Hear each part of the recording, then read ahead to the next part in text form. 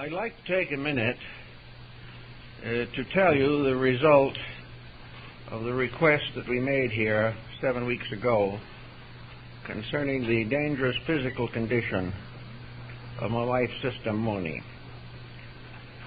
7 weeks in intensive care, and on 2 occasions it was believed that she would not recover. We're happy to say, however, now that what the doctors call a miracle has occurred. She's improving, and tonight she will be flown to Germany. She will then be in intensive care in German health facilities, probably for a year. The tumor has not had any permanent effect upon her mind or upon her body, and everyone is extremely grateful, and I want to thank you for the good thoughts you sent us.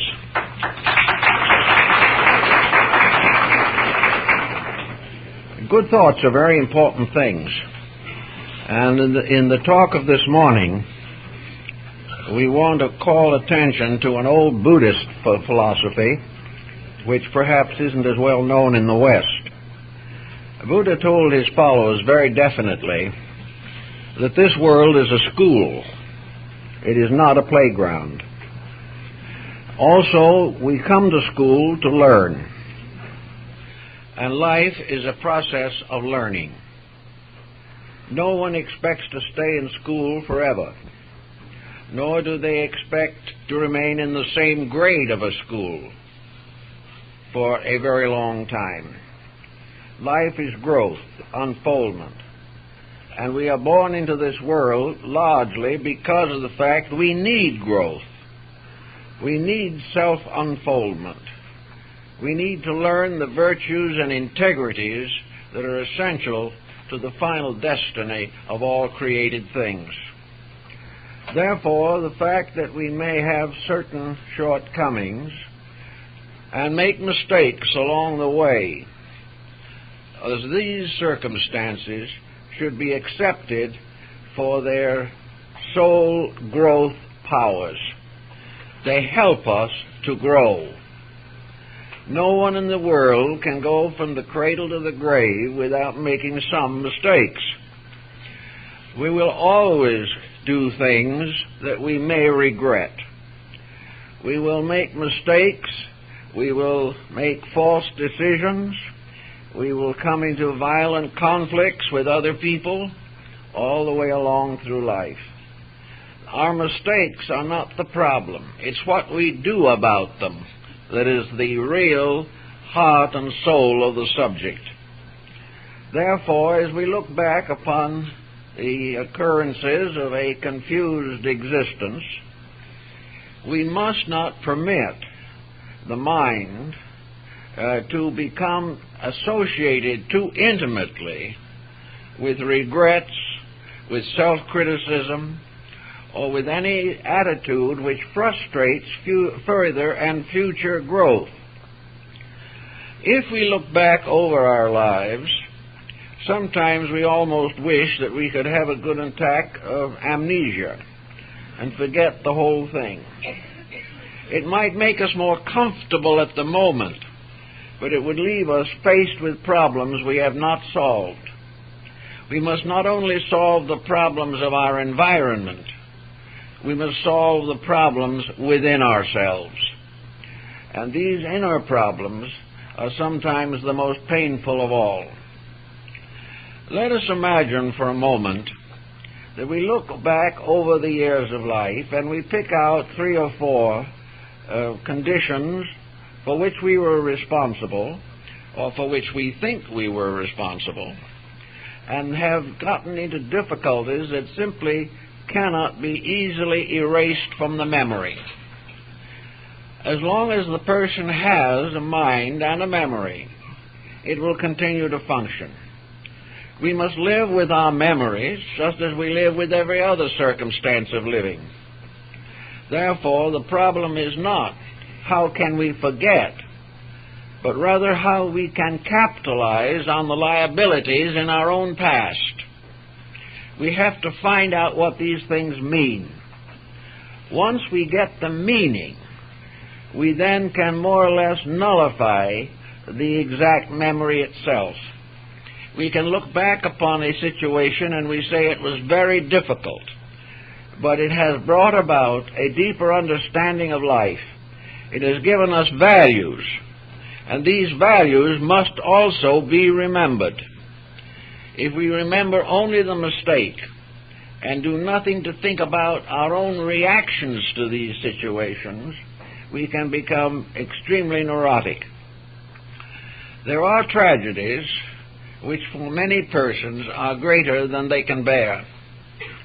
There seems to be no possible hope of changing patterns that were set many years ago and which have more or less overshadowed our lives from that time on. To work with this, we must, to a sense at least, become religion-oriented, philosophy-oriented, and psychology-oriented. We have to begin the process of untangling the circumstances which have hurt and offended us. One of the ways, of course, in which some psychologists operate is to make us continually think about these problems until we can no longer energize them. But this process is sometimes attended by unusual dangers. It is much better to approach our own past in a more or less scientific manner and try to discover ways of working through a situation. Going back to when it occurred, for example, we should estimate ourselves. 15, 20, 50 years after we have made the mistake, we are no longer the same person. Life has changed us. Life has brought us new enlightenments, new opportunities, new relationships. And therefore, we are today a new person. The person that made the mistake is no longer alive. The person who made the mistake has gradually been transformed into a better person. If we were not better persons, we would not regret the mistake. Having found that we are now a new person, we can begin to understand what we were when the incident occurs. We must not isolate the circumstance itself. We must not take the attitude that today we would make the same mistake that we made then. The fact that we regret, that we wished we could change the situation, proves that we have grown. And from the position of a new growth, we ought to be able to understand the person of long ago who did not have that growth.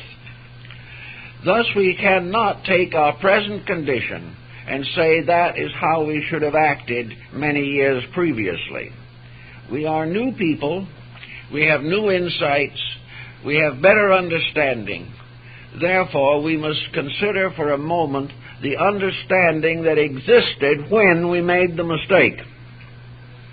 We have to realize the circumstances in our own thinking and our own emotions. Very often, the mistakes that we regret were made in our younger years.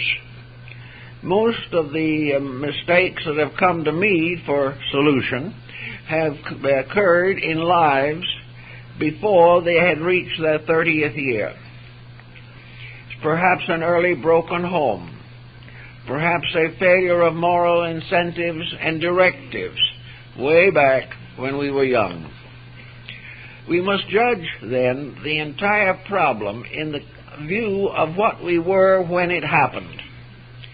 If we were unexperienced, if we were without proper guidance at that time, if we were brought up in an environment which was adverse to our best interests, we have to realize that those were the factors and circumstances that made the mistake.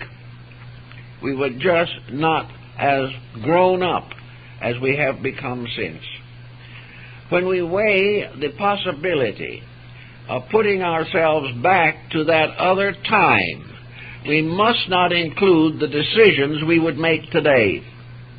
We must not expect that we have the ability, the skill, the experience, and the integrity to make decisions which we can make now after perhaps half a lifetime of careful thinking and new opportunities for learning and self-analysis.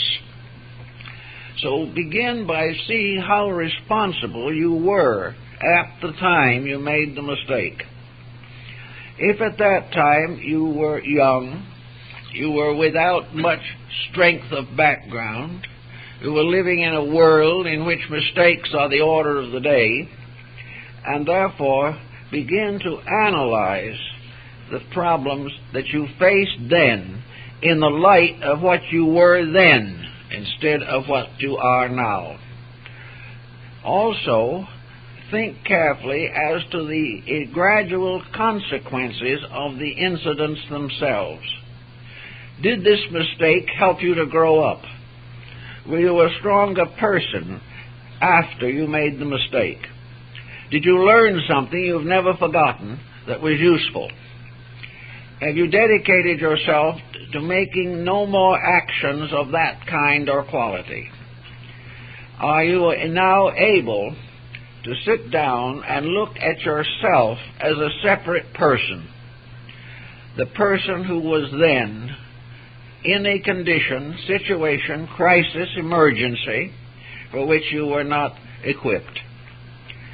Also, what has the mistake done to you, or what have you done to the mistake?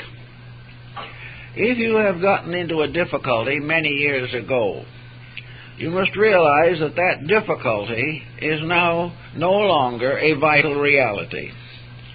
In many instances, the very circumstances you regret most are no longer regretted by anyone else except yourself.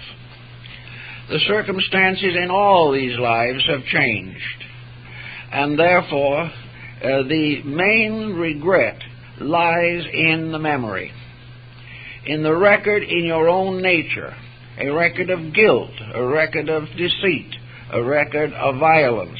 Any one of these and many other situations live on only in you. You may, however, also be faced with another circumstance. Looking back, you may realize that the mistake you made damaged innocent people. This is always one of the most difficult things to face. But the damage was done, and you do not know for certain but that those persons so damaged also received an important lesson which perhaps they were years in growing up to.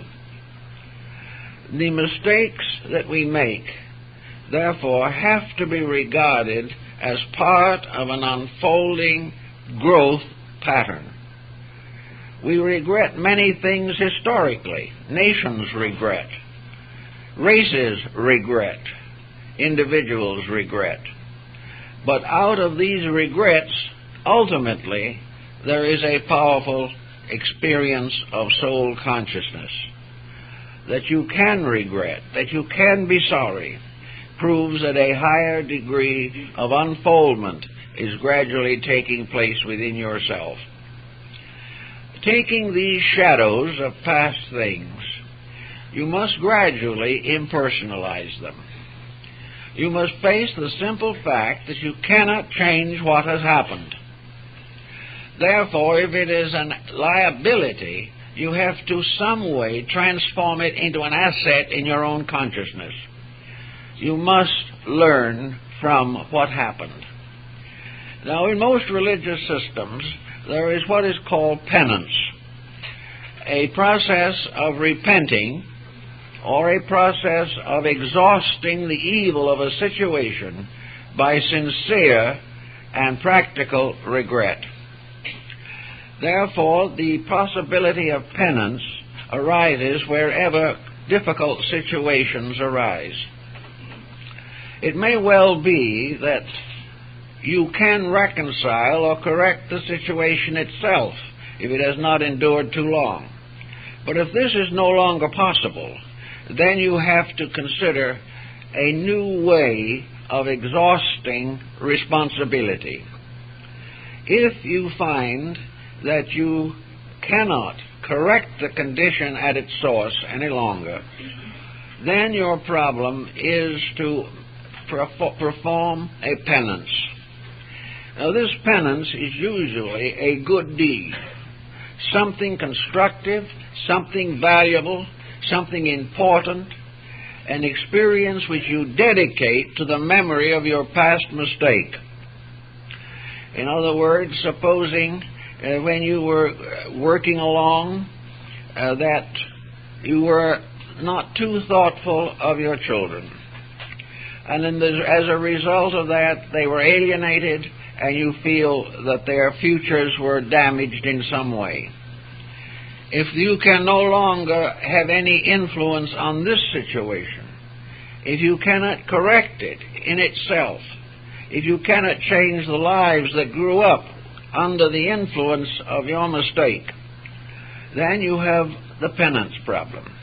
And that is to perform an action equivalent in every way that you can possibly work it out, by which you perform a good deed for someone who is here now, that you perform in the memory of your personal mistake in the past a very generous and unselfish action as a form of penance. This type of action is often very valuable. I know that a person came to me who regretted deeply that they had neglected their parents. It became quite a fixation in the mind of this person. They realized that they had failed in the duty of a child to a parent. The parents are now long gone.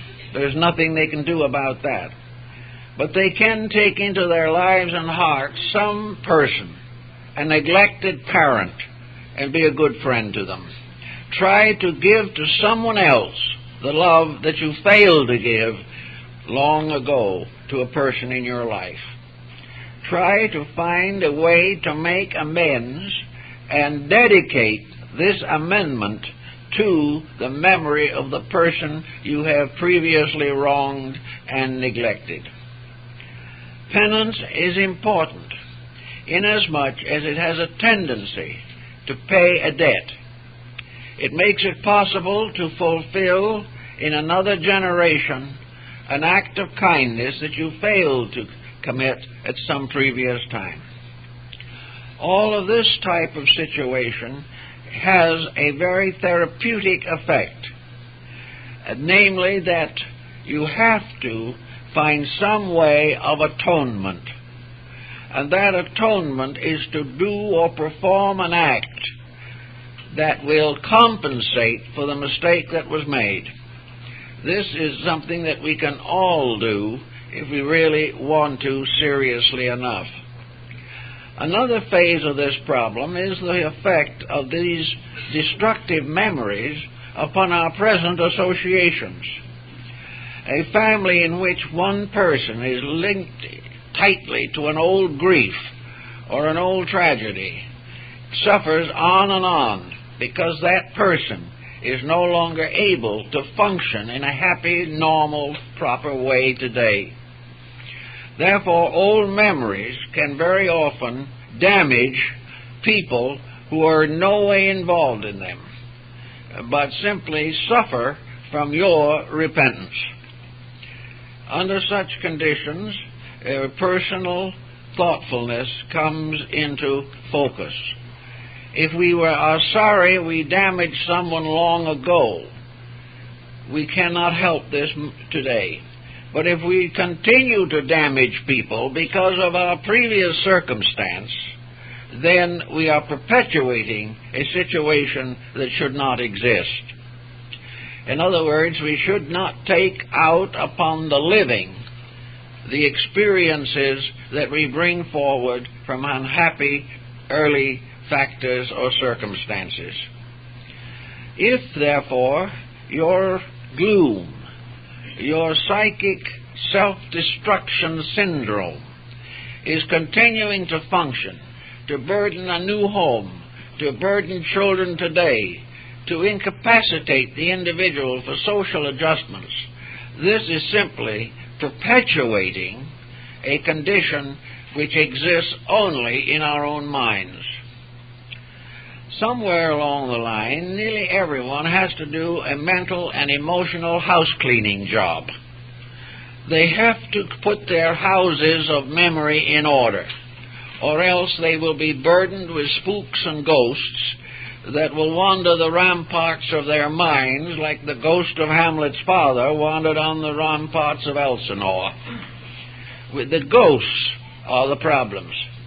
The ghosts are the things that just do not die. They are what is left when the circumstance itself no longer exists. We have to be very careful and thoughtful about ghosts. They can do us constant and continuing damage. So if we are suffering from ghostly memories that haunt us, if we are suffering from remembrances that we cannot live out or cannot get over, then we have to go to work today and immediately upon our own inner lives, our own natures. There is no use seeking for escape mechanisms, or for that matter, of defense mechanisms. One of the most common defense mechanisms is the individual trying to prove to himself that someone else was to blame for the mistake he made. He may not believe it, but he still tries to prove it. He still tries to rationalize his previous action to vindicate himself. This is seldom very helpful, because it represents an attempt to evade a head-on factual relationship with the inner life that we possess. An escape mechanism may often follow as other persons who will try by artificial means to forget. There are many cases, for instance, of alcoholism and narcotic addictions. There are many cases in which tranquilizers and various pacifying and hypnotic drugs are used to help the individual to get over an intense melancholia or something of this nature. All of these are useless. They have no way of touching the fact. The moment we sober up, the memory is still there. And therefore, this attempt to escape by scientific or medical escape mechanisms generally does no permanent good. We have to head into the situation itself. We have to find ways in which we can make right any wrong that is still within our capacity to correct. Incidentally, in remembering all of the past disasters that afflict us and worry us, we have a tendency to gradually submerge the better things of life. We become so attached to this gloom that many marvelous experiences, many wonderful opportunities to grow and become enriched are either overlooked or ignored. We continue to think only of the particular problem that we faced at the moment. In one case that I know, a family had a young son. The young man was delicate, not very healthy, and rather timid, and not at all aggressive. The parents considered it merely to be a character defect, until one day the young man keeled over, and it was diagnosed as infantile diabetes. The young man died. The parents never recovered from the shock because they felt the guilt of not having recognized the true circumstances. They should have done this, they should have done that. They should not have been so critical. They should not have blamed the young man for being lazy or being tired because he was sick. All of this lingered on as a very sad memory. It was something that actually these persons did not commit this act from any intent to be unloyal, or to neglect the boy.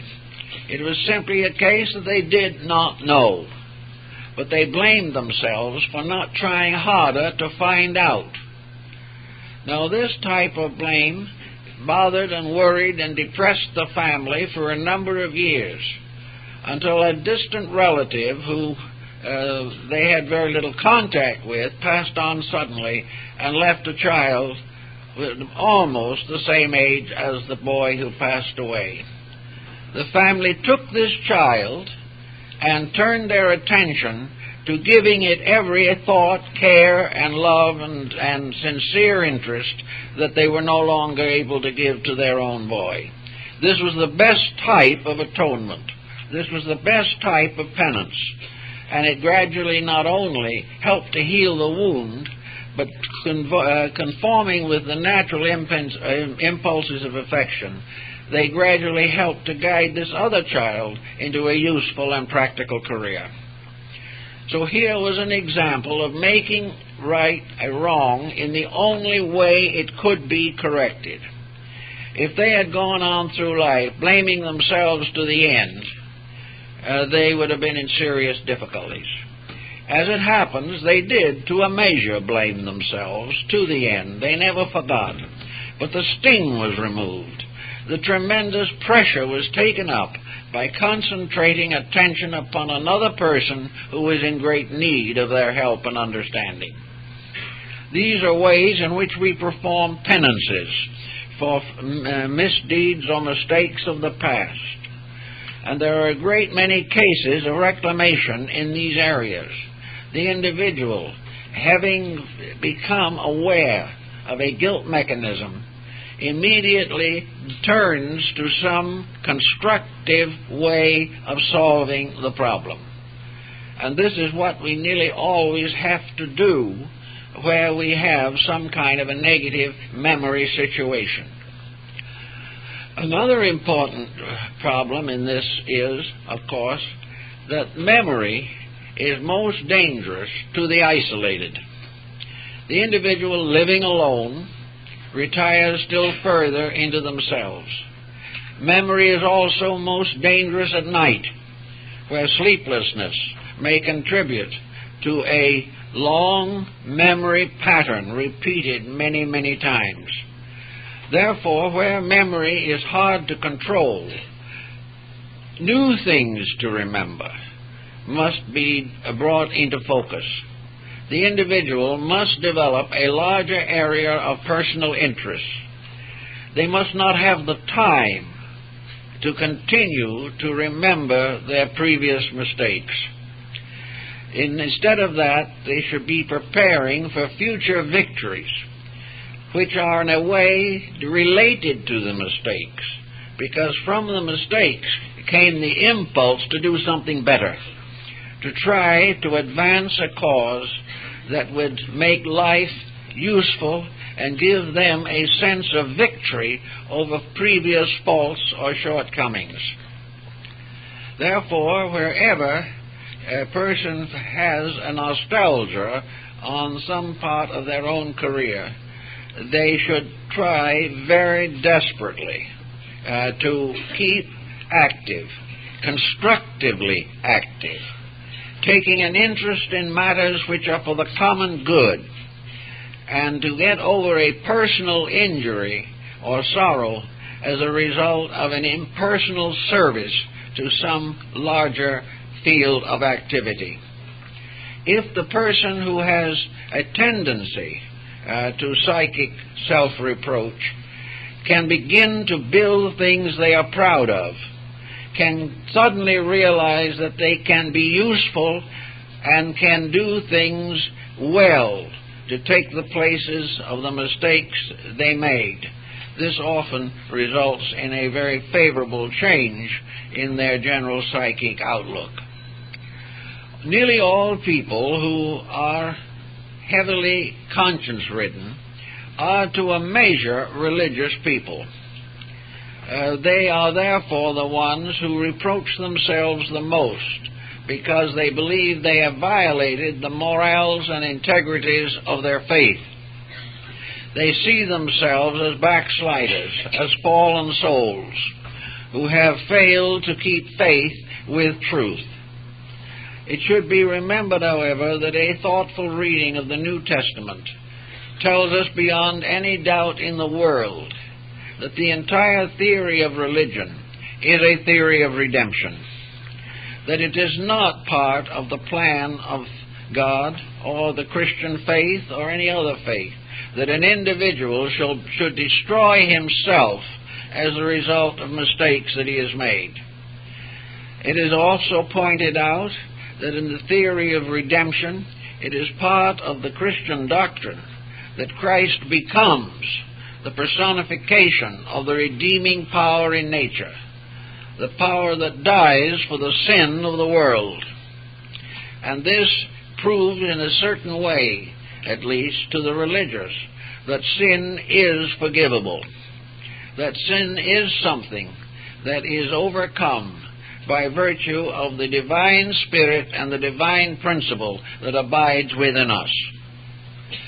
Therefore, it is useful for us to call upon the forgiving power of God in ourselves when we are mentally or emotionally disturbed by our own mistakes.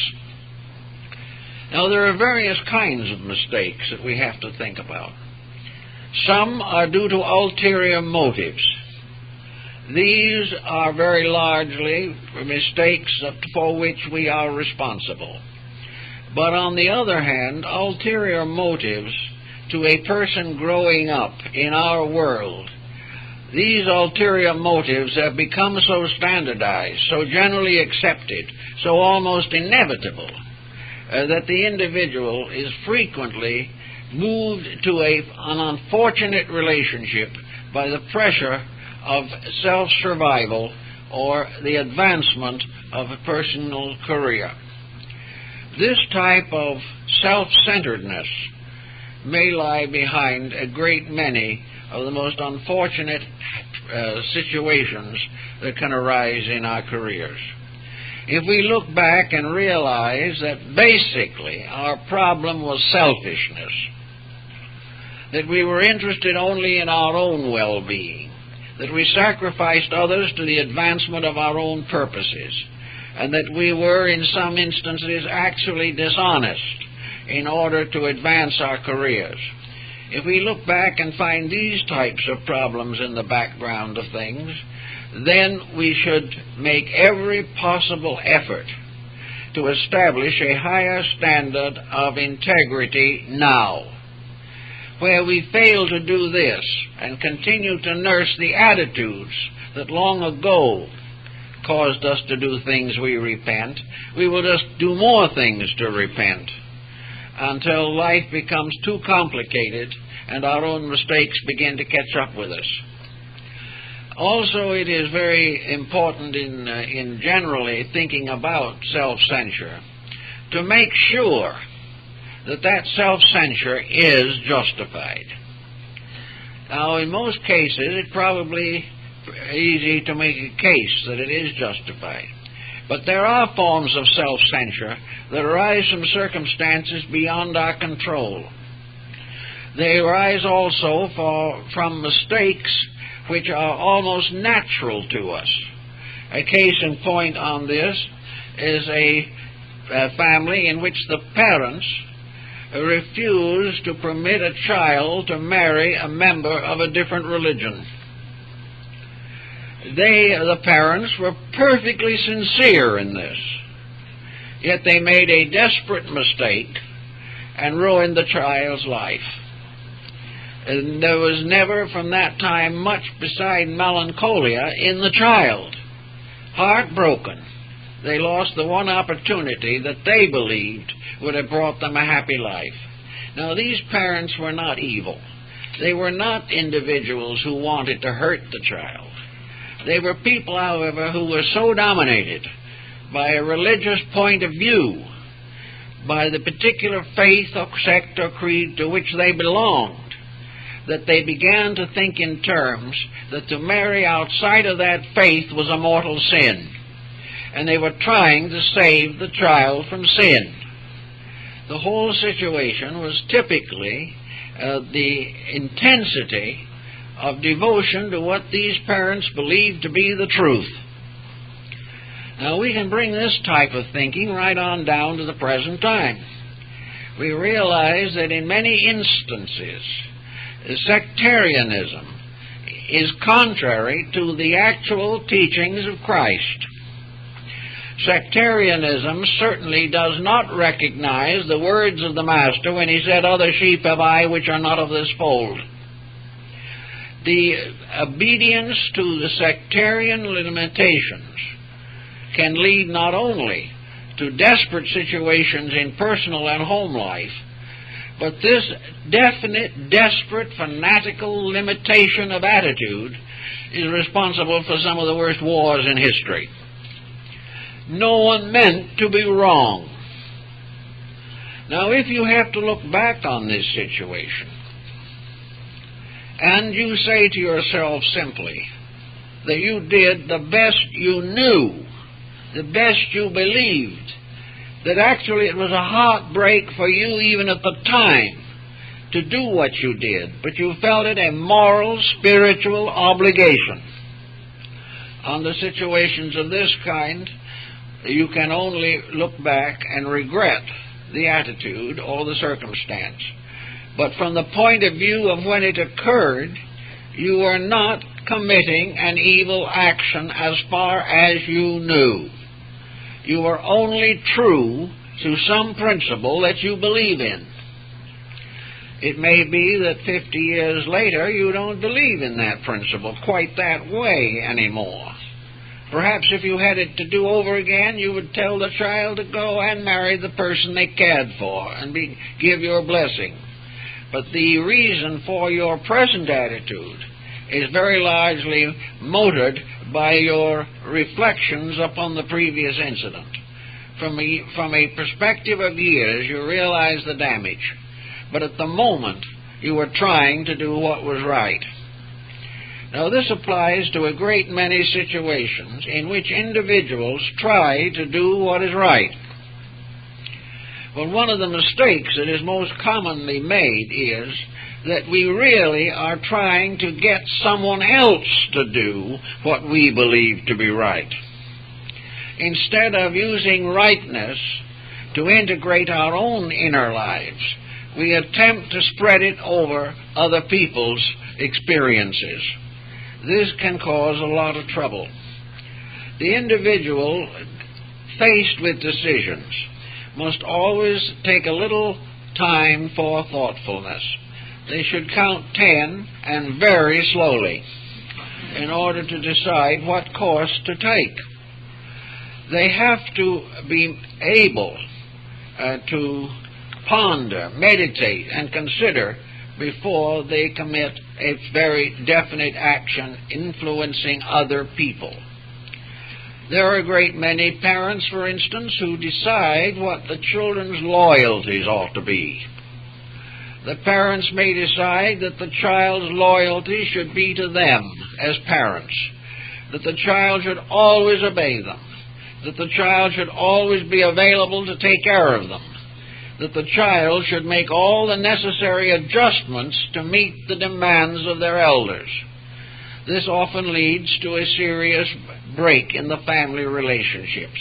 The children simply leave home. The parents are crushed because instead of taking care of the controlling and disciplining of their own lives, they tried to transfer this responsibility to the life of another person. This almost always ends in trouble. One of the classic experiences in this field, of course, is the story of Santa Monica. The wonderful person whose experiences resulted in canonization. She was a Christian woman married to a non-Christian, a pagan. She tried to convert him because it was a moral responsibility to convert him. But he didn't convert. He remained for many years very much in his own way of thinking. Then, for the virtue for which she was later canonized, Santa Monica decided that that was not the way.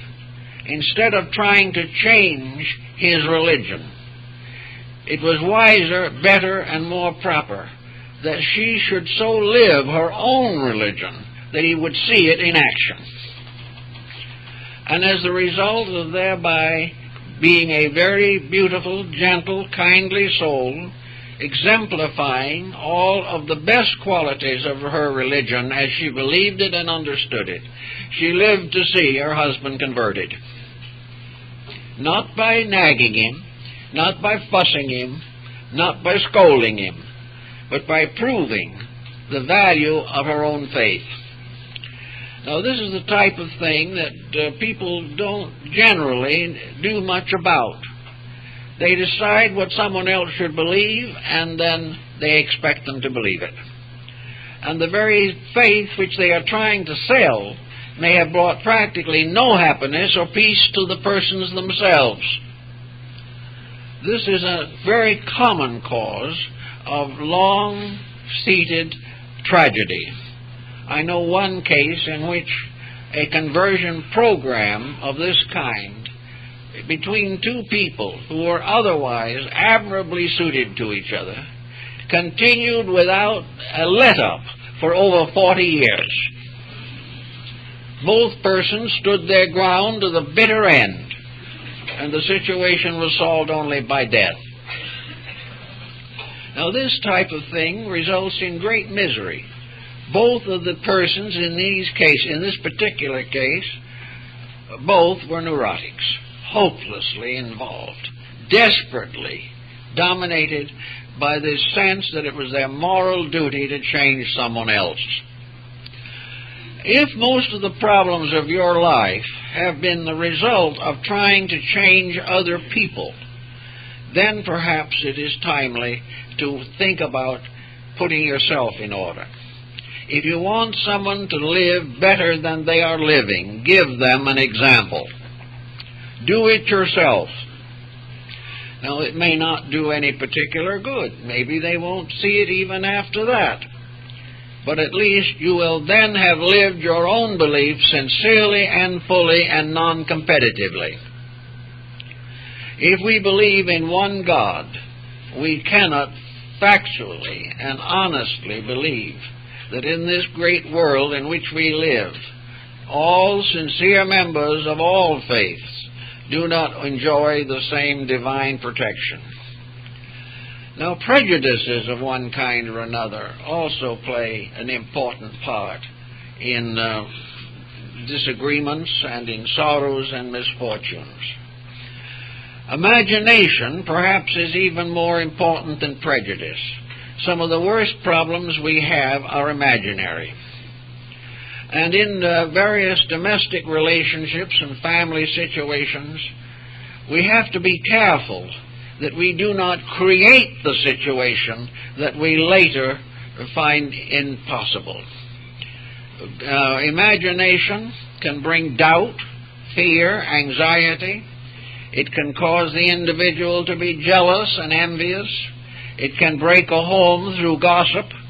All kinds of tragedies arise from the individual who is not able to face situations, but takes them into their inner lives, moods and broods, imagining the worst. If you imagine the worst long enough, it will happen, but not perhaps in the ways you have expected. So wherever negative imaginations result in circumstantial patterns which may seem unreasonable or unfair, imagination can cause an individual to expand, exaggerate, intensify all types of negative attitudes and conditions. If imagination produces circumstantial evidence, the individual should sit down very quietly, think it through, and find ways, if possible, to disprove the rumors rather than to justify them by imagination. Sometimes the rumors may be true. Under such conditions, the only answer is to face the truth. Most of neurosis is a result of not facing into problems as they arise. In one way or another, we eat them ourselves and develop a psychic indigestion as a result. To meet this type of thing, therefore, before it gets large, nip it in the bud. Go after it and try to solve it before deep hurts become inevitable. Honesty also plays a large part in this psychic problem. How far is honesty honest? To what degree can honesty be applied to situations? I think if honesty is applied with kindness, it can be applied to nearly any situation. It is where honesty is involved in bitterness and reproach before the facts come in, then it is no virtue. We can honestly say that we do not like something, but we must also honestly find out whether the circumstances are what we think they are. Honesty in general, however, shortens a tragedy of any kind, making it more obvious, leaving less tendency for years of self-reproach, because self-reproach very often is the result of swallowing grievances and not allowing them to have proper ventilation in common action. Most people interested in the better things of life, the higher ideals and principles which we hold very dear, would like to overcome negative attitudes of a destructive nature. But in order to overcome these attitudes, religion, mysticism, idealism, higher philosophical thought, ethics, morality, and culture, all of these demand their right to have a part in our daily activity. Too many people have gone to religion because of despondency. They have nothing left to live for, they can't get along in society, and they are unadjusted or maladjusted. Therefore, they turn to religion for consolation. This is basically not a good pattern. We should turn to religion for faith and hope and strength, and not to nurse wounds. In daily practice, therefore, our problems of making new mistakes will result when we have a religion and do not follow it. If we believe in the law of karma, we know there are things we should not do. But I know more people who believe in karma who are making new karma every day that is no good than you can possibly count. They believe that they're going to have to pay for their mistakes or for their selfishness or for their arrogance or for their cruelty. But this does not reduce the tendency to have these characteristics. If a person looking back over a long life finds that for many years they have made similar mistakes and suffered accordingly, that they resent always the consequences of action but not the action itself, then a little self-thoughtfulness is indicated. But most people don't object to doing wrong. They object to getting caught. And when they get caught, it all seems very unfair. And also, they may develop an intense dislike for the person who catches them. It is not themselves they blame, but the results or consequences returning again to the person who causes them. This being so, we have to begin to think in terms of an idealism that causes us to change conduct. Conduct is a very difficult thing to approach because it is so internal. We can see what's the matter with everyone else, but in ourselves, our conduct seems so reasonable. It seems so consistent. It seems as though it's always telling us to do exactly what we really wanted to do. and as a result of that, it is hard to discipline it. All life grows on discipline. Memory must be disciplined just as much as any other part of man's composite constitution. Memory must be taught what to remember, and it must always be taught to investigate a situation or a memory and find what is good in it. It may be that there is no good in it as far that we can justify our own action, but there is good in it that perhaps it has helped us to become better people and bring happiness or security to many lives as the result of one mistake that we made. But the disciplining of the mind does not result easily from merely not using the mind. We cannot simply say to ourselves, I will forget this. It doesn't work that way. Our friends can all tell us to forget it, but they never forgot anything either. So in the face of this general failure, we must accept that the mind has a reason for being with us. The mind was given to us that we might be historians of our own conduct.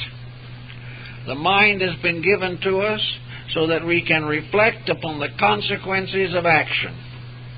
And also, it has been given to us in order that we can plan to improve the total composite of our natures. The Pythagorean discipline brought in a very important phase, namely that it is the duty of the mind to plan the day before we live it. Instead of waiting for all kinds of things to happen and then trying to intellectualize them, we should start with the mind's giving us a proper program. At the present time, in national and international affairs, we're bogged down for lack of straight thinking. We are unable to face an emergency until it happens, and then we do not know what to do about it. And the mind wanders around in a sea of opinions and notions.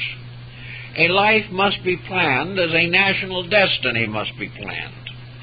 And the Pythagoreans advised that each morning the individual should take 5 or 10 minutes and plan his day. He should decide exactly how he is going to live that day. He is going to think about the unfinished business which must come into today from yesterday. He is going to decide what to do before something hits him in the face. He is going to think in terms of priorities. What is the most important thing he must do this day, today? What are the responsibilities that must be met this day? And what will be the penalties by procrastination or by failure to make a clear decision? The mind must set up the day. If it does this, and we follow its instructions, we will find that we save energy, save time, and preserve a certain mental equilibrium. Nothing happens that must be reacted to desperately. And desperation is probably one of the greatest causes of tragedy in the world. Planning the day gives us the wisdom, gives us a program to follow. It gives us a certain number of things to do that need doing and the order of their priorities. It gives us also the ability to move from one situation to another without confusion. We do not have to hesitate one to doubt whether we are or should do a certain thing. The next point that perhaps the Pythagoreans gave us that is vital is the retrospective exercising. What do we remember at the end of the day? What did we do with the day? Are we proud of it? Has it been a day that we can accept with a good memory? Or is it something we wish we could forget even before the night comes on? Is it a day of harassments? And if so, what were they and why were they? Do they represent really things that happened on the outside, or only reactions to them? Was your bad day the result of the fact that you got up on the wrong side of the bed in the morning? Was it a matter of being irritated all day long? Was that irritation due to a family dispute or too heavy a breakfast? What was the cause of the fact that you went through a bad day? In most instances, if you sit down carefully and think of it, you are the cause. It's not what happened to you, it's what you did about it that made a bad day.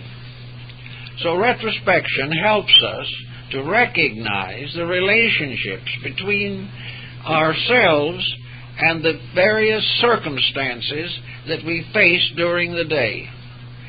It may show us, for instance, to be rather too selfish or too self-centered. It may show that we are too extravagant, we've gone into debt.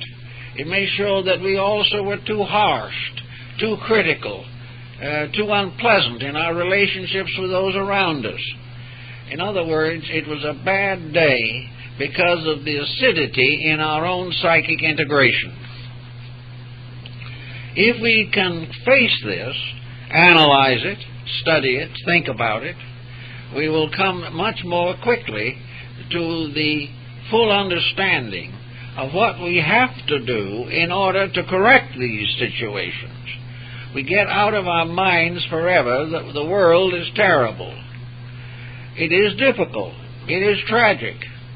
But each individual has the power within himself to understand the things that are happening and to discover what the wise have known since the beginning of time, that in this universal plan all things ultimately work together for good. Good is something that has to be earned, and we are too interested in being happy to consider the importance of being virtuous. Also, the retrospective exercise reveals what may be called the stream of conduct. It tells us the natural reactions which we seem to have. It shows us the lack of self-discipline. It shows us the faults that are most likely to give us future trouble. And, of course, also the brittleness by which we create animosities and antagonisms. So to think it through is to get a picture of ourselves. And if the picture isn't what we like, then we have the privilege of doing something about it. If we do not do something about it, when one of these days in the future, we're going to have a bad memory. We're going to have something we regret. We will regret as long as our personal conduct is unethical. We will regret as long as we do not obey the primary doctrine of religion: love one another. We are going to regret as long as we cannot forgive. And while we cannot forget, we can internally forgive the circumstances that appear to be unjust or unreasonable.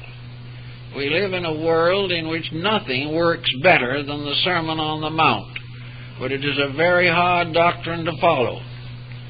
But without some guidance of this kind, we are never going to get over the problem of bad memories and things that hurt us and remind us of past faults and failings.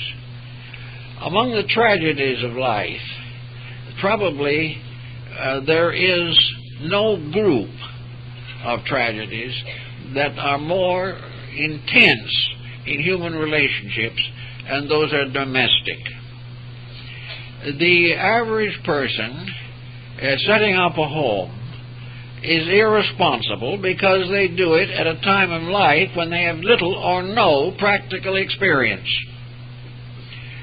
They have not the judgment, they have not the vision, they have not the insight. They are moved very largely by the natural processes of nature by which the establishment and perpetuation of the species becomes of the greatest importance. But young people starting out and trying to form homes do so from an almost complete lack of experience. They depend almost entirely upon the background of their own family lives. They are influenced only by the examples of their elders. Now we have a new group of disillusioned that constitute a kind of sophisticated peer group in which young people getting together discuss their own faults, failings, emergencies, and misfortunes. But altogether, the establishment of a domestic pattern is essential to the success of human life. Where it is neglected or abused, there is always trouble. Now, when confronted with this type of thing, mistakes are almost inevitable. Very often, first marriages fail simply through lack of understanding and insight. No one really wanted to be wrong, but no one knew how to be right. Under such conditions, the establishment of family depends upon certain basic characteristics of the human being. Normal, natural, proper human beings are very easy to work with as long as they are not conditioned and adversely dominated by circumstances. The average young person building a home has to realize that the primary virtue, which we mostly think of in terms of love, is that love is unselfish. Love that is gratification of self-interest is not love. And if a person really loves, they then think of the other person first. But too many human beings are primarily in love with themselves and never get over it. So affection, where it is constantly dominated by the gratification of personal desires, nearly always falls apart. And when this happens, is sometimes a serious tragedy. Somebody is hurt. Someone is seriously unhappy. How to solve this problem has become a social issue of great moment everywhere. But the truth of the matter is very simple, namely that selfishness is always penalized. Selfishness is the exploitation of other people. Selfishness is the pushing of oneself forward at the expense of their environment or their family associations. Self-interest is probably the greatest single fault of humanity today. And brought up in it, raised by it, surrounded by it, with all the friends and relatives suffering from the same elements, it is very hard for young people to start out. I know a number of cases in which an early broken home became a basis of an entire lifetime of self-reproach. Very often the self-reproach is not the correct answer. They have reproached themselves not for the real cause, but for some small emergency that arose. For instance, a violent argument was blamed for a separation, but it was not the real cause. The real cause was right back again in selfishness. The large generality is the inability of people to forget themselves long enough to think honestly about others. So the marriage is broken up, and the parties both go away with bitterness because of the fact that it gradually built into a series of animosities. But behind these animosities were false, basic concepts. And these basic concepts simply could not work. It seems to me that in every educational system that we have, there should be greater emphasis upon home planning and the various social responsibilities of individuals living under a democratic system of government. What we have to do in order to assure any permanence is that the individual is willing to give up certain attitudes of his own when he expects to share a life with someone else. Life is a sharing. It is not an endless battle for domination. It is not a constant defense against domination. This type of situation simply indicates that people not only are adolescent when they start out in a family relationship, but remain adolescent to the end. And I know not long ago there was trouble in one of our retirement communities where they have these little trailer homes. The neighbors all got together and petitioned to have a certain member of that colony asked to leave, because they fought morning and night. All day long there was nothing but screaming and shouting between these two people. And the joyful, wonderful part of it was they had been married nearly 50 years, and the situation had been that way from the beginning. Now, this type of thing is for something that we can do something about if we want to. Once it's become chronic, it is difficult to change it.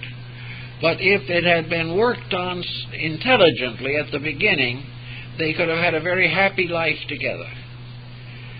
Sometimes we reach the point in which unhappiness seems to be necessary to us. We must have something so that we can have self-pity. And this is another factor. The many people enlarge and magnify disasters because it gives them a certain attitude or glamour of martyrdom. They are putting up with things, and this becomes a virtue, but it is foolish. All of this type of situation leads ultimately to neurotic, negative patterns.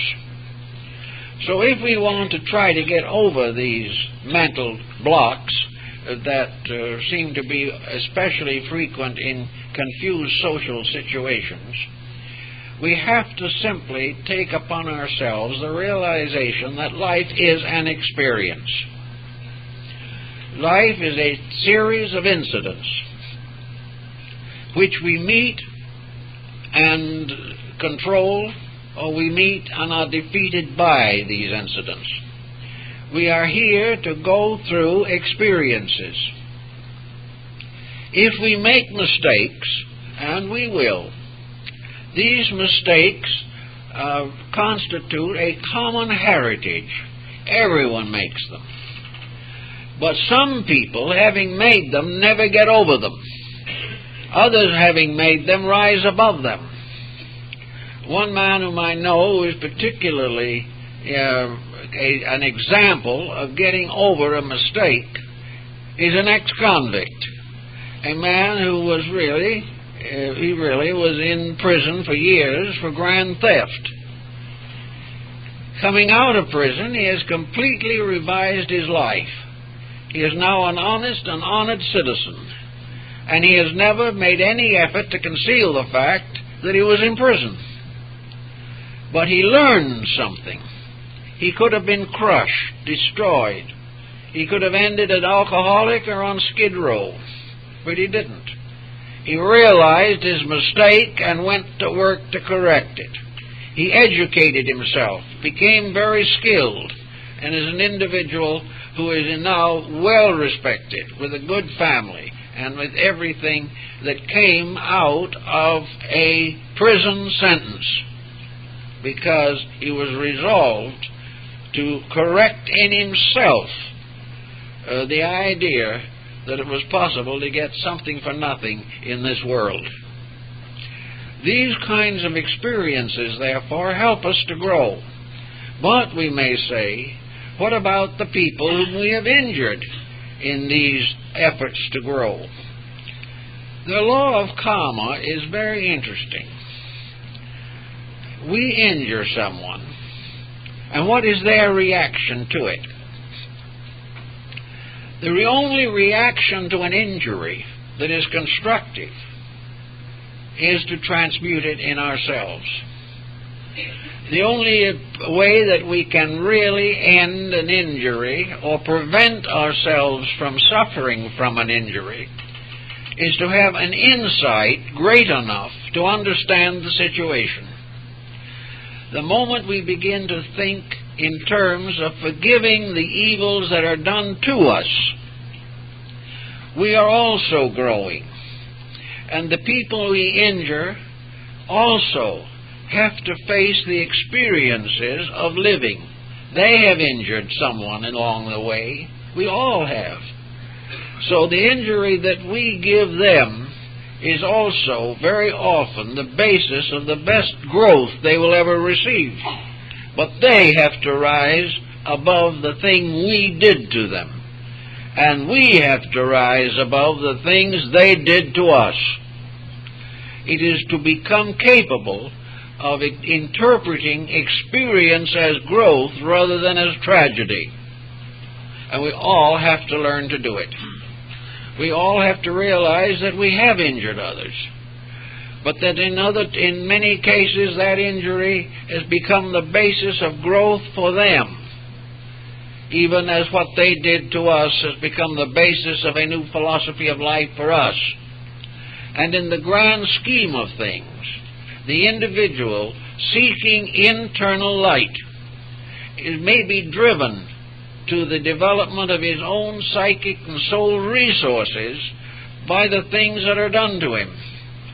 Just as what we do hurt him, so he in turn, passing through the experience of hurt, rises above it, and in turn forgives someone who has been in his mind with a grudge for a long time. The interrelations of life are chemical and alchemical, but the only solution to all of them is that hatred as a factor in life must simply cease. And it can only cease when we understand the integrities of nature. The universe, whether we like it or not, is just. It is not only just, but it is all-wise. And it is in all love that these things happen. We do not recognize this. We cannot see the glory and wonders of God in an earthquake or a tidal wave, nor can we find the inevitable experiences of life according to a divine plan on a battlefield. But actually, nothing dies, nothing ceases. All things change. No one can destroy anyone else. The only thing they can really do is impede their own growth, limit themselves, and burden their lives with sad or despondent memories. The pattern for us is always the same. We are not the victims of what happens. We are the victims of what we do about it. We are not lost to forever because of disasters, physical or psychological. We do not end life here any more than we can hope to carry worldly ambitions into a better state. When we pass out of here, we are going to take with us unfinished business. And the most important of this unfinished business is perhaps our own mistakes. We will carry them with us until we solve them. The sooner we solve them, the sooner we will be free from them. Every mistake evaded will be cause of further trouble. Every mistake understood, honestly repented, with proper effort to make a constructive contribution in the place of the mistake we made. If we keep thinking in these terms, we will be too busy making better contributions to get so completely bound up in the past. The past is gone. The only thing it survives is experience. And the only value of experience is its redeeming power in personal conduct. Experience is the thing by which we grow. It is nature's way of teaching us all the good way of life. and the proper approach to all situations. Experience means that in the end, we shall all end in a natural fraternity. All living things as members of one family, one humanity, one creation, must sometime come to an amicable relationship. They must become cooperative, they must become kindly, they must become friendly and unselfish. Until those times come, we will be in the same difficulties. And while we cannot guarantee that human society will make these discoveries in the immediate future, we know that as the result of personal disaster, sadness, sorrow, trouble in our own lives, that we can learn the reason for these difficulties and correct them through the renovation of conduct. These things we can do. We may not be able to change others, but we can change ourselves for the better every day, and in so doing ensure the full destiny of ourselves. The recognition of our place in the universal plan is constantly recorded within our own spiritual entities. It is there. It is part of the growth of the soul. The soul sometimes grows in pain and suffering. The soul is sometimes a being of sorrow. But the soul is always learning, always loving, always teaching, always leading us into a fuller and more constructive relationship with life. If, therefore, we are able to release this, if we can release the good in ourselves, we can understand our own mistakes and find that they are blessings in disguise. Everything will work well if the individual does not descend into self-pity. Instead of being sorry for ourselves, we should rejoice at the opportunity that a mistake gives to do something better. A mistake is an opportunity that has been lost along the way, but it will come back. All mistakes come back. The only things that do not come back are solved problems. So the mistake that we made fits us or equips us to meet the next recurrence of a similar problem, so that the next time we do it better. And if every mistake results in a determination to do it better in the future, we will become so busy doing it better that we will not have much time left for regrets. Regrets will not help, but the lessons they teach us can prevent us from repeating the same mistake. And in the spirit of growth, in the spirit of integrity, in the spirit of trying to be better people, we pay our debts to nature. We've all incurred them, and we must all pay them. But when we become wiser, we pay them better. And instead of depending upon further outbursts of emotion to clear the atmosphere, we realize that a quiet determination not to make the same mistake again is probably the greatest and most important byproduct of misfortune. There is nothing to be gained by this problem of allowing ourselves to downgrade ourselves. We may not be proud of everything we do, we won't be. But there is no reason of going or wandering around, I'm no good, I'm worthless. Nothing is no good. Nothing is worthless. There is not a blade of grass that is worthless. Everything has its values. We should not downgrade ourselves. We should simply recognize that we have not given our worth an opportunity to express itself. We are not unable to grow. It's simply that we haven't taken advantage of the opportunities that are natural to our kind. There is no such a thing as a worthless creature or a worthless creation. Everything is worth because it is necessary. And the whole problem of life is to recognize discipline and accept it, recognize integrities and live them, recognize the rights of others and respect them, and recognize the rulership of the supreme power over all of the conduct of mortals and of all nature. We would not have problems if they were not necessary. We have minds, and because we have minds, we have to learn to use these minds. The proper use of the mind relieves us from practically all of the burdens of thinking. The misuse of the mind perpetuates these burdens indefinitely. Consequently, the mind must grow up. We must teach it. It sounds funny that the mind can teach itself, but it can. And it becomes particularly alive and vibrant and worthwhile when it is tied strongly to our aspirations, our convictions, our ideals, and we are allowing it to express the soul qualities locked within our own natures. Behind the worst sinner and inside of it, the worst sinner, is the potential of the greatest saint.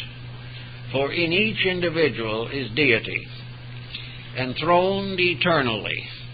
And if we allow this deity an opportunity, if we have a religion which encourages us to release the good, we can gradually rise above the temptations and pressures that lead to disaster. We have to recognize that the only way that free will or free mind power can function is that it gives us a right to make decisions.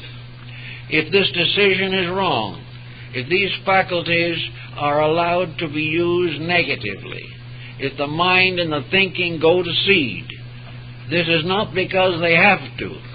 It is because we do not use the abilities that we have to train the mind and the emotions to serve the principles that we know basically to be true.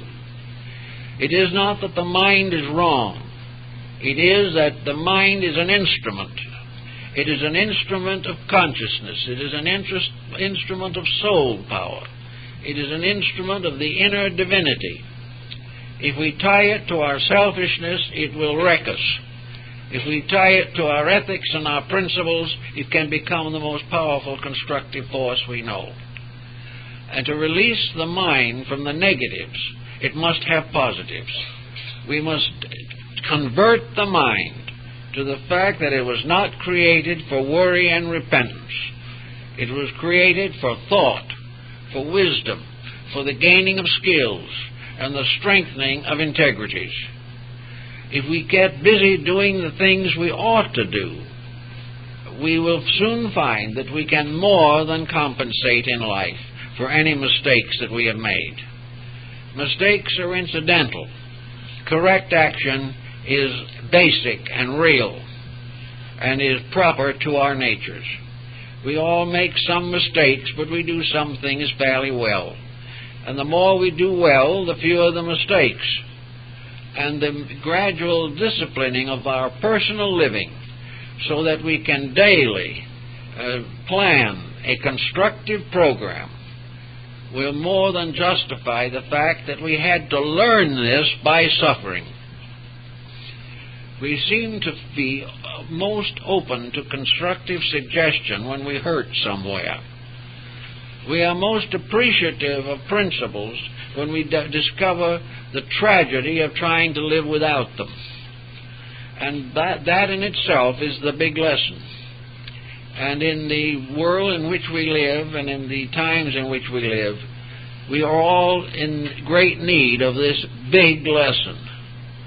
The lesson that tells us that the proper use of the instruments that have been so magnificently bestowed upon us, the proper use of these instruments is rewarded with peace of mind and psychic and spiritual growth. And the misuse, which is up to us, is the source of our pain and suffering. Therefore, if we get started immediately using these faculties, especially memory, wisely and lovingly, we will soon find that the old wounds will be healed, and we will find the tragedies of the past, the powers that move us to the fulfillment of a better destiny. Well, I guess that's it, folks.